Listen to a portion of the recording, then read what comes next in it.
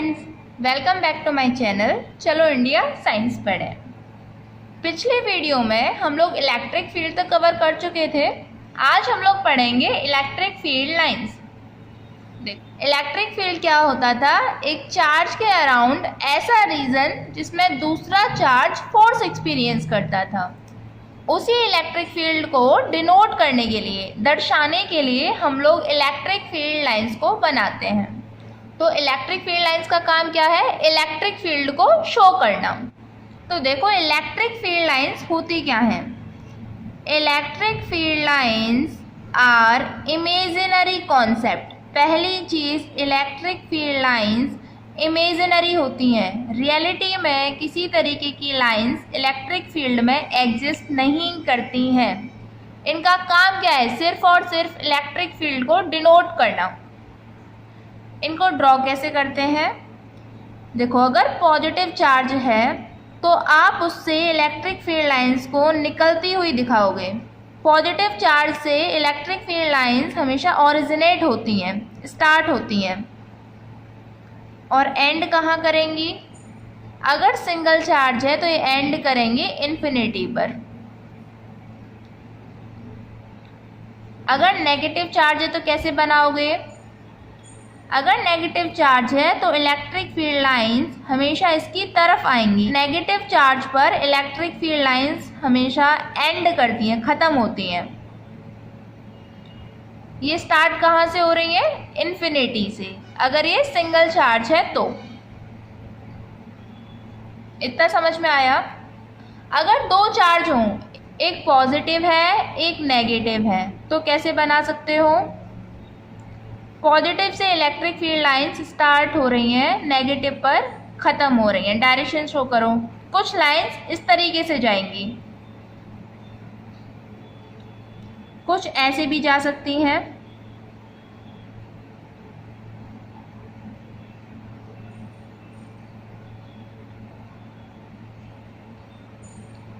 तुम लोगों को ध्यान में क्या रखना है? डायरेक्शन पॉजिटिव से हमेशा स्टार्ट होंगी, निकलती हुई दिखानी है, ऐसे एरो लगाओगे। और नेगेटिव पर आ रही हैं, इनका एरो देखो इस तरीके से। अच्छा, अगर यही पॉजिटिव पॉजिटिव होती तो ये पॉजिटिव और दूसरा चार्ज भी पॉजिटिव, एक दूसरे को रिपेल करेंगे, कुछ इस तरीके से इलेक्ट्रिक फील्ड लाइंस बनेंगी। इसमें से भी निकलती हुई और इसमें से भी निकलती हुई। ये इलेक्ट्रिक फील्ड लाइंस आप लोगों को बनाने के लिए भी बोर्ड में आ जाती हैं। इस तरीके से शो करोगे। साइन कैसे? निकलता हुआ ऐसे।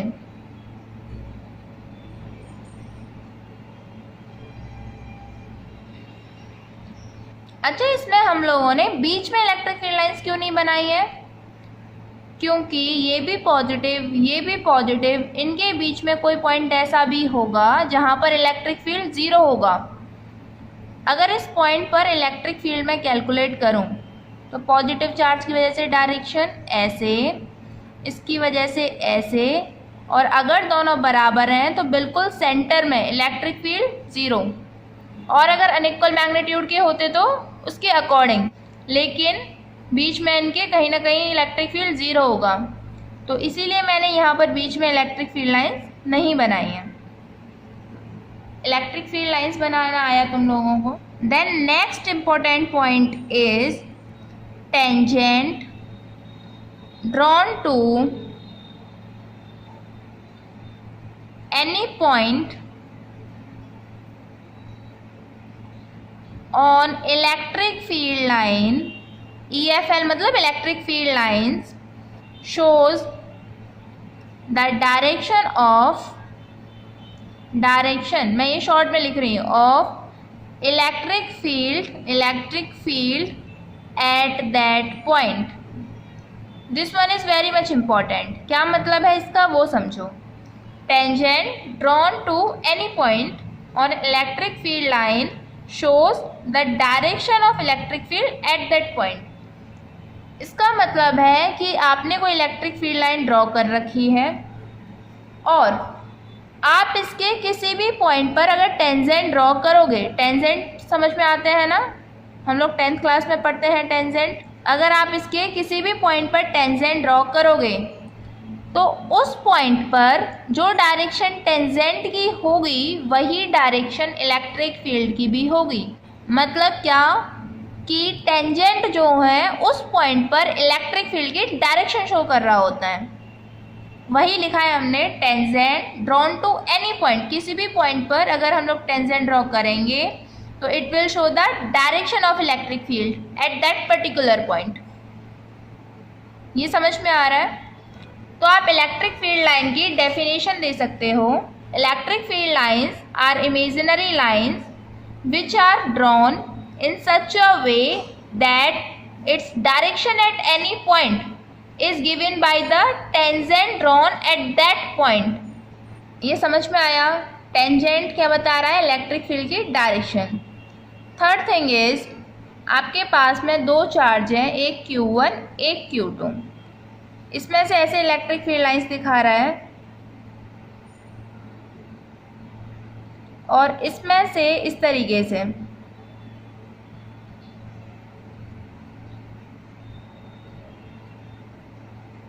और आपसे पूछता है कि ये बताओ Q1 बड़ा है या Q2, तो आप बोलोगे Q2 is greater than Q1। क्यों? Due to number of electric field lines. जितनी ज़्यादा इलेक्ट्रिक फील्ड लाइंस होती हैं उतना ही चार्ज का मैग्नीट्यूड ज़्यादा होता है।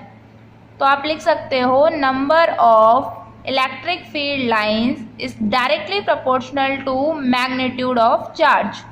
उतना ही चार्ज ज़्यादा होगा। मान लो आपको इस तरीके का फिगर दे रहा है और दूसरा फिगर कुछ इस तरीके का है, तो क्या मतलब है इनका? दिखा तो ये भी इलेक्ट्रिक फील्ड को रहा है और ये भी इलेक्ट्रिक फील्ड को, लेकिन इसमें इलेक्ट्रिक फील्ड लाइंस बराबर बराबर डिस्टेंस पर है, इसमें डिस्टेंस वेरी कर रहा है। तो ये शो कर रहा है यूनिफॉर्म इलेक्ट्रिक फील्ड को। यूनिफॉर्म इलेक्ट्रिक फील्ड का मतलब है कि इस इलेक्ट्रिक फील्ड के अंदर हर जगह पर इलेक्ट्रिक फील्ड की वैल्यू सेम है। मैं मान लेती हूँ 5 न्यूटन पर कूलम इलेक्ट्रिक फील्ड है, तो वो हर पॉइंट पर सेम है, हर पॉइंट पर सेम है। इसके अंदर ऐसा बिल्कुल भी नहीं है, कहीं हो सकता है 2 न्यूटन पर कूलम हो, कहीं 3 हो किसी पॉइंट पर, किसी पर 4 हो। तो ये किसको शो कर रहा है? Non uniform electric field. ये समझ में आया? मान लो एक इस तरीके का फिगर है और एक फिगर इस तरीके का है।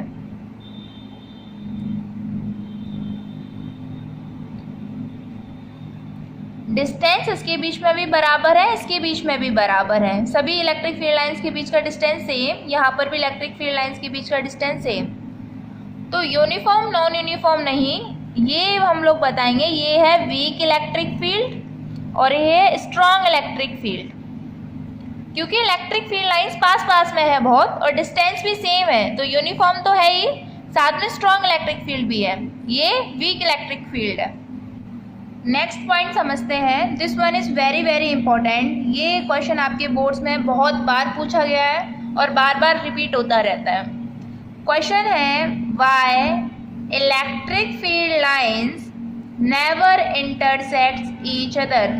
दो इलेक्ट्रिक फील्ड लाइंस कभी भी एक दूसरे को काटती क्यों नहीं है? तो इसका आंसर देखो। मान लेते हैं दो इलेक्ट्रिक फील्ड लाइंस एक दूसरे को काट जाए, इस तरीके से काट दें, और जिस पॉइंट पर ये काट रही है उसको मैं मान रही हूँ P। तो देखो पॉइंट P पर आप लोग दो टेंजेंट ड्रॉ कर सकते हो, एक ऐसे और एक ऐसे। और अगर दो टेंजेंट ड्रॉ किए हुए हैं तो इसका क्या मतलब है कि वहाँ पर दो डायरेक्शंस हैं। और ऐसा प्रैक्टिकली पॉसिबल है क्या किसी एक पॉइंट पर दो डायरेक्शन का होना? नहीं, किसी एक पॉइंट पर हमेशा एक ही डायरेक्शन होगी। तो हम लोग क्या आंसर दे सकते हैं? Two electric field lines never intersect each other, at the point of intersection two tangents can be drawn which indicates two directions, which is quite impossible. Your next question is, Y electric field lines do not form close loops, ये भी question board में आया हुआ है। Electric field lines do not form close loop, close loop क्यों नहीं बनाती हैं? क्लोज लूप का मतलब है इस तरीके से, यानी अगर ये पॉजिटिव चार्ज हो, ये नेगेटिव चार्ज हो, तो ऐसे क्यों नहीं बना लेती हैं? पॉजिटिव से नेगेटिव, नेगेटिव से पॉजिटिव, ऐसे क्लोज लूप क्यों नहीं बना रही हैं? क्यों नहीं बनाएंगी? सोचो भाई, देखो इसमें पॉजिटिव से नेगेटिव इलेक्ट्रिक फील्ड लाइन जा रही है, सही है। नेगेटिव से पॉजिटिव आती है क्या? This one is wrong, this is not possible. Negative से पॉजिटिव इलेक्ट्रिक फील्ड लाइन कभी नहीं आएगी, क्योंकि ये हमें करेक्ट रखना है। पॉजिटिव से नेगेटिव जानी चाहिए, नेगेटिव से पॉजिटिव नहीं। तो इसीलिए इलेक्ट्रिक फील्ड लाइन कभी भी क्लोज लूप नहीं बनाती है। तो एक लास्ट प्रॉपर्टी कि जो भी कंडक्टर्स होते हैं उन पर इलेक्ट्रिक फील्ड लाइंस स्टार्ट भी परपेंडिकुलरली होती हैं, और अगर उन पर एंड कर रही हैं तो वो भी परपेंडिकुलरली करेंगी। इसका रीज़न भी होता है जो हम लोग आगे पढ़ेंगे, जब हम लोग पोटेंशियल वगैरह पढ़ लेंगे तब वहाँ पर इसका रीज़न आप लोगों को समझ में आ जाएगा। तो नेक्स्ट टॉपिक की तरफ हम लोग मूव करते हैं, और वो है इलेक्ट्रिक फ्लक्स। इलेक्ट्रिक फ्लक्स को समझो। इलेक्ट्रिक फ्लक्स क्या होती है? इलेक्ट्रिक फ्लक्स का मतलब होता है किसी भी सरफेस से कितनी इलेक्ट्रिक फील्ड लाइंस पास हो रही हैं। इलेक्ट्रिक फ्लक्स को आप कैसे डिफाइन करोगे? Electric flux is defined as number of electric field lines passing through a surface. किसी सरफेस से कितनी इलेक्ट्रिक फील्ड लाइंस पास हो रही हैं, ये कौन बताता है? Electric flux. और इसको कैलकुलेट किया जाता है flux equal to E dot A vector. क्या मतलब है इसका, ये समझो। ई इलेक्ट्रिक फील्ड है यहाँ पर, ए यहाँ पर एरिया वेक्टर है। अब आप लोग ध्यान करो, आपने तो एरिया स्केलर क्वांटिटी पढ़ी है, वेक्टर कहाँ से आ गई? हम लोग फ्लक्स के अंदर एरिया को एज अ वेक्टर ट्रीट करते हैं। तो अब आपको दिक्कत होगी, तो फिर एरिया के डायरेक्शन कैसे लेंगे? मान लेते हैं ये आपको सरफेस है, इसका आप एरिया मैग्नीट्यूड में कैलकुलेट कर लोगे। डायरेक्शन के लिए इस पर नॉर्मल ड्रॉ करो, परपेंडिकुलर ड्रॉ करो, ठीक है, ऐसे ड्रॉ की, तो यही होगी एरिया वेक्टर की डायरेक्शन। तो आप क्या लिख सकते हो एरिया वेक्टर की direction? Normal to any surface, perpendicular जिस डायरेक्शन में वही होती है एरिया वेक्टर की डायरेक्शन। अब आप लोग ये भी सोच रहे होंगे हम तो परपेंडिकुलर ऐसे बनाएंगे, हम नहीं बना रहे हैं ऐसे। तो इसके लिए क्या कर रखा है, एक कन्वेंशन ले रखा है, एक स्टैंडर्ड मान लिया है कि आपको एरिया वेक्टर बाहर की तरफ लेना है। हालांकि सरफेस में एरिया वेक्टर बाहर की तरफ ऐसे भी हो सकता है, ये भी सही है बिल्कुल। लेकिन मान लो अगर क्यूब होता, ऐसे देखो, ये अगर क्यूब होता और आपको ऊपर वाले सरफेस पर एरिया वेक्टर ड्रॉ करना है, तो कैसे ड्रॉ करोगे? ऊपर की तरफ। अब अंदर की तरफ नहीं लोगे। इसमें कर सकते हो क्योंकि ये सिर्फ स्क्वायर है, ये भी इसके लिए बाहर है, ये भी बाहर है। इसमें नहीं करोगे। नीचे वाले पर करना है तो बाहर की तरफ, आगे वाले पर करना है तो बाहर की तरफ निकलता हुआ पेपर से, और पीछे वाले पर करना है तो बाहर की तरफ उस साइड में, इस वाले पर करना है तो ऐसे। समझ में आया एरिया वेक्टर कैसे लोगे? ये आप लोग क्वेश्चन करोगे तो और भी अच्छे से समझ में आ जाएगा। तो फ्लक्स का फॉर्मूला समझ में आया, ई डॉट ए। इसको अगर इंटीग्रेशन फॉर्म में लिखना हो तो E dot d s. D s क्या? Small area. इसको हम लोग ऐसे भी लिख देते हैं, integrating E dot d s. तो चाहे आप ऐसे निकाल दो, चाहे इंटीग्रेट करके निकालेंगे। और अगर सरफेस क्लोज्ड होता है तो हम इस पर इस तरीके का एक सिंबल लगा देते हैं। ये किसके लिए लगा रहे हैं? क्लोज सरफेस के लिए। क्लोज सरफेस आप लोग समझते हो, लाइक क्यूब है, क्यूबॉइड है, पूरा क्लोज्ड है, तो ये वाला साइन पुट कर देंगे। क्या मतलब है इसका? कोई इससे फर्क नहीं पड़ने वाला है आंसर में, सिर्फ ये क्या बता रहा है, this is for closed surface. तो आप ये फॉर्मूला लिख सकते हो, ये भी लिख सकते हो, ये भी लिख सकते हो, डिपेंड करेगा क्वेश्चन पर हम लोग क्वेश्चन करेंगे, आपको समझ में आ जाएगा पूरा किस तरीके से क्वेश्चन करने हैं। तो कुछ बेसिक सी प्रॉपर्टी देखो इलेक्ट्रिक फ्लक्स की। इलेक्ट्रिक फ्लक्स होती है स्केलर क्वांटिटी। इसकी यूनिट निकालते हैं, phi is equal to E dot A. अच्छा, ई डॉट ए को खोलोगे तो क्या लिखोगे? Dot product 11th class vector याद करो, E A cos theta, where theta is angle between E and A vector. Electric field के बीच में और एरिया वेक्टर के बीच का एंगल है ये, angle between E vector and A vector. तो अब देखो यूनिट कैलकुलेट करते हैं। इलेक्ट्रिक फील्ड की यूनिट याद करो, न्यूटन पर coulomb, F over Q. Area की क्या होती है? Metre square. तो यूनिट क्या हो गई? न्यूटन मीटर स्क्वायर पर कूलम। अच्छा, डायमेंशन निकाल सकते हो क्या? इलेक्ट्रिक फील्ड की डायमेंशन निकाल दो। Electric field force upon Q, area, ऐसे निकाला करो, रटने की ज़रूरत नहीं है। फोर्स की क्या होती है? Mass into acceleration, M L T minus 2। Charge की ए इंटू टी, बताई थी कैसे? एरिया की L2। तो ये कितनी आ जाएगी dimension? M L 3 T minus 3 A minus 1। Dimension निकालना आया। तो अब हम लोग कुछ क्वेश्चंस करते हैं, आपको इलेक्ट्रिक फ्लक्स पूरा अच्छे से क्लियर हो जाएगा। तो आप लोग निकालो क्वेश्चन नंबर 1.15 NCERT का। एक्सरसाइज में जाओ, क्वेश्चन निकालो। क्वेश्चन में बोल रखा है consider a uniform electric field और उसकी वैल्यू दे रखी है 3 इंटू 10 की power 3 I cap. I cap क्या डिनोट कर रहा है? एक्स एक्सिस को, न्यूटन पर कूलम। और उसने पूछा है कि what is the flux of this field through a square of 10 centimetre on a side whose plane is parallel to the YZ plane. तो समझो क्वेश्चन में पूछ क्या रहा है। ये है एक्स एक्सिस आपका, ये है Y axis and this one is Z axis. ये वाला प्लेन किन दो एक्सिस के बीच में है? एक्स और वाई। तो ये हो गया आपका एक्स वाई प्लेन। ये वाला प्लेन वाई और जेड के बीच में, तो ये कौन सा प्लेन है? Y Z plane and this one is X Z plane. और क्वेश्चन में एक स्क्वायर रखा है वाई जेड प्लेन के पैरेलल, यानी कुछ ऐसे रखा हुआ होगा। ये आपका वाई जेड प्लेन और इसके पैरेलल एक स्क्वायर रखा हुआ है इस तरीके से, और इससे पास होने वाली फ्लक्स पूछ रहा है। और इलेक्ट्रिक फील्ड कौन सी डायरेक्शन में? एक्स डायरेक्शन में। अगर आप बनाना चाहो तो ये इस तरीके से एक्स डायरेक्शन की तरफ इलेक्ट्रिक फील्ड है। तो देखो फ्लक्स कैसे निकालेंगे। Phi is equal to E dot A vector, जिसको आप खोल के क्या लिख दोगे? E A cos theta. Electric field की वैल्यू कितनी? 3 इंटू 10 की पावर 3। आई कैप क्या बता रहा है? सिर्फ डायरेक्शन को। हम लोग क्या कैलकुलेट कर रहे हैं? मैग्नीट्यूड। एरिया कितना? एरिया स्क्वायर की साइड दे रखी है 10 सेंटीमीटर।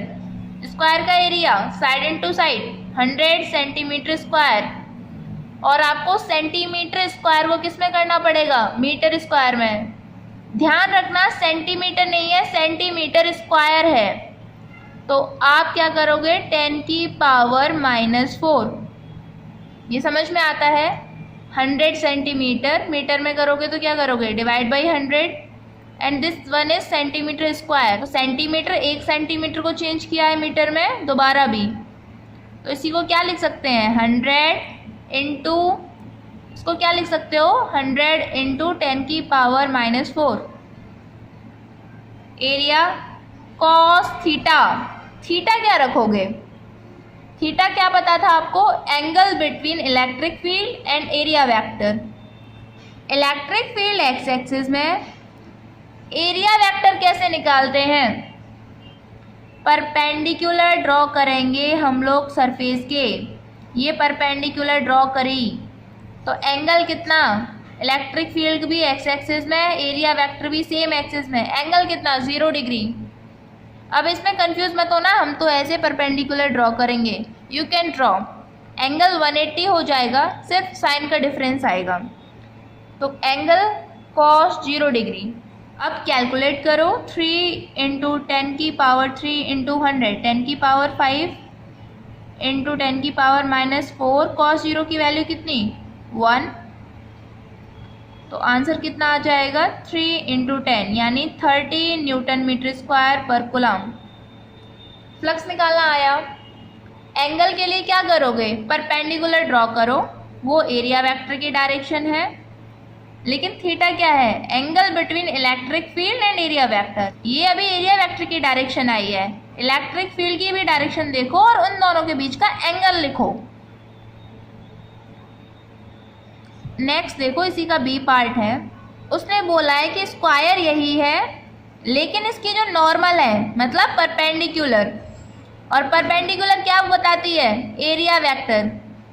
यानी इसकी जो एरिया वेक्टर है वो एक्स एक्सिस के साथ में एंगल बना रही है 60 डिग्री, और एक्स एक्सिस पर कौन था, इलेक्ट्रिक फील्ड। वो क्या कहना चाह रहा है कि एरिया वेक्टर इलेक्ट्रिक फील्ड के साथ में एंगल बना रही है 60 डिग्री। तो आप फ्लक्स कैलकुलेट कर सकते हो बड़ी आसानी से, E A cos theta. Electric field same है, एरिया आप सेम लिख लोगे 100 इंटू 10 की पावर -4। चेंज क्या हुआ है, सिर्फ थीटा विच इज cos 60। समझ में आया ये एंगल निकालना। Now you can calculate this. एक और क्वेश्चन करते हैं हम लोग, क्वेश्चन नंबर 1.16, इससे जस्ट नेक्स्ट क्वेश्चन एनसीईआरटी का। उसने बोला है अगर ये स्क्वायर ना होता, इसकी जगह क्यूब होता। सेम है सेटअप उसका पूरा, सिर्फ स्क्वायर की जगह क्या कर दिया है, क्यूब कर दिया उसने, और साइड चेंज कर दिया 20 सेंटीमीटर। तो पूछ रहा है तो कितना इलेक्ट्रिक फ्लक्स होगा उस क्यूब से। तो देखो ये आपका सेटअप है वही, इलेक्ट्रिक फील्ड की वैल्यू वही है, और electric field again x axis की तरफ है। बस आपको यहाँ क्या रख देना है, क्यूब। ये आपका क्यूब हो गया। अब इससे पूछ रहा है इलेक्ट्रिक फ्लक्स कितनी पास होगी। देखो ये सेम उसी तरीके से रखा हुआ है, कैसे कैलकुलेट करोगे इलेक्ट्रिक फ्लक्स वो देखो। पहले तो आप इसके नाम रख लो हर एक सरफेस के, एक सरफेस, दूसरा, तीसरा, ये साइड वाला चौथा, पीछे वाला 5th एंड नीचे वाला है 6th। ठीक, आप लिखोगे फ्लक्स। आपको फ्लक्स अभी एक सरफेस से कैलकुलेट करना आती है, पूरे क्यूब की कैसे निकालेंगे नहीं पता। तो हम लोग क्या करेंगे, बारी बारी से 6 फेस में इलेक्ट्रिक फ्लक्स कैलकुलेट करेंगे और प्लस कर देंगे। 5 1 + 5 2 + 5 3 + 5 4 + 5 5 एंड + 5 6। सब में formula E dot A vector plus E dot A vector. समझ में आ रही है, 6 ओम का यही फॉर्मूला लिखते चले जाओगे। Area 1, 2nd, 3rd, 4th, 5th, 6th as it is. इनको खोलोगे तो क्या फॉर्मूला लिखोगे, E A cos theta plus E A 2 cos theta, then E A 3 cos theta, then E A 4 cos theta, then E A 5 cos theta, then E A 6 cos theta. Now EA1 electric field कितना, 3 into 10 की power 3। Area आपको पता है, side कर दिया इस बार 20 centimetre. तो area side का स्क्वायर। फेस की बात कर रहे हैं, क्यूब की बात नहीं कर रहे हैं, एक फेस ले रहे हैं हम लोग पहला वाला। तो कितना एरिया हो जाएगा उसका, 20 का स्क्वायर 400 सेंटीमीटर में तो मीटर में। थीटा क्या लोगे, एरिया वेक्टर ड्रॉ करो। पहले पर एरिया वेक्टर कैसे, बाहर की तरफ। इलेक्ट्रिक फील्ड कैसे है हमारा, पहले से ही एक्स एक्सिस की तरफ ऐसे। Then angle between electric field and area vector is 0 degree plus. Second वाले सरफेस को देखो, एरिया वेक्टर ऊपर की तरफ ऐसे ड्रॉ करोगे, इलेक्ट्रिक फील्ड ऐसे, एंगल कितना 90। EA2 electric field area vector की वैल्यू रखेंगे एज इट इज कॉस कितना 90 और कॉस 90 कितना होता है 0। 3 वाला देखो 3 ऐसे एरिया वेक्टर इलेक्ट्रिक फील्ड ऐसे एंगल 90 तो ये भी कितना होगा 0। 4th को देखोगे इलेक्ट्रिक फील्ड ऐसे एरिया वेक्टर ऐसे एंगल कितना 180। 4th वाले को समझो जरा, इलेक्ट्रिक फील्ड एक्स एक्सिस की तरफ है, एरिया वेक्टर बाहर की तरफ, एंगल कितना 180। और इसमें आप लोग कंफ्यूज तो नहीं हो, एरिया वेक्टर बाहर की तरफ ही लेंगे because this is not a क्योंकि ये क्यूब है। ये मत समझना हम तो सरफेस को देख रहे हैं, हम तो अंदर लेंगे नहीं। कैलकुलेट तो हम लोग क्यूब के फ्लक्स कर रहे हैं, तो एरिया वेक्टर बाहर की तरफ। 4th वाले के लिए EA cos 180। 5th वाले के लिए पीछे वाला है इलेक्ट्रिक फील्ड ऐसे एरिया ऐसे 0 एंगल 90। 6th वाला नीचे है एरिया वेक्टर ऐसे इलेक्ट्रिक फील्ड एक्स एक्सिस की तरफ, एंगल अगेन 90 हो जाएगा तो 0 फ्लक्स। तो ले दे करके आपकी फ्लक्स कौन सी बची, फर्स्ट वाले सरफेस से और 4th वाले सरफेस से, बाकी तो ये सब 0 हो गए। तो आप लिखोगे 3 × 10 की पावर 3 cos 0 की वैल्यू कितनी हो जाती है 1 प्लस इलेक्ट्रिक फील्ड 3 × 10 की पावर 3 एरिया 4 × 10 की पावर -2।